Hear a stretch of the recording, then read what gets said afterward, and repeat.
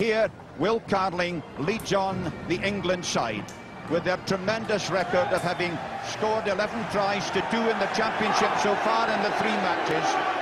England have been flying. Very few teams in the 5 Six Nations have ever looked better than England did the first 3 games of that year.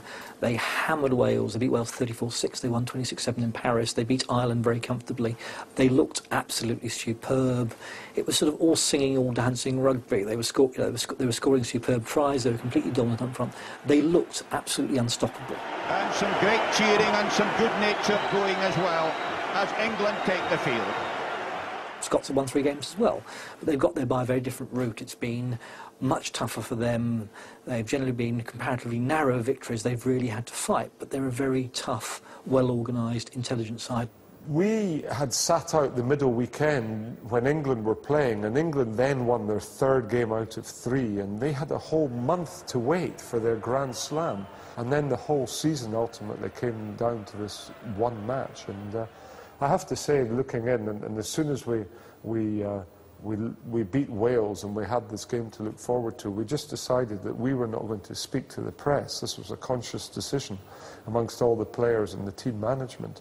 And we just said, no, we're not going to speak to the press. We'll just let the England team be the ones that speak with the press all the time. And in fact, that's what happened. And you know, we let them build themselves up, or let the press build themselves up. And now the Scottish team, led there by David Sow, with Ken Milne just behind him.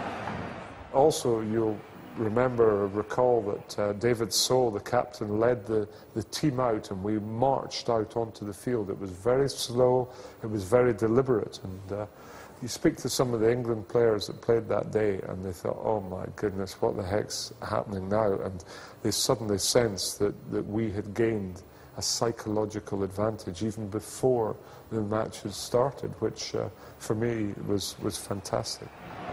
You notice how tense they all are. They've waited for this moment for a long time. Listen to the acclaim for them. I know players who played in that game speak of that, in a sense, as the big moment. I think David Sow was on record as saying for them it was the equivalent of doing the haka. It was an indication of intent. If you look at the expressions on the faces there, these are guys who are very focused. They're going out there to do a job, which of course they do brilliantly. Well, I've never known support quite like that for the Scottish team. They're still clapping and cheering. And I'm sure in 1990 that was the very first year in which Flower of Scotland was sung, and it's become one of the great, I suppose, rugby anthems, and especially the overseas and our visitors, they love singing Flower of Scotland. And in 1990, I think it really sort of was so appropriate and so apt for that occasion.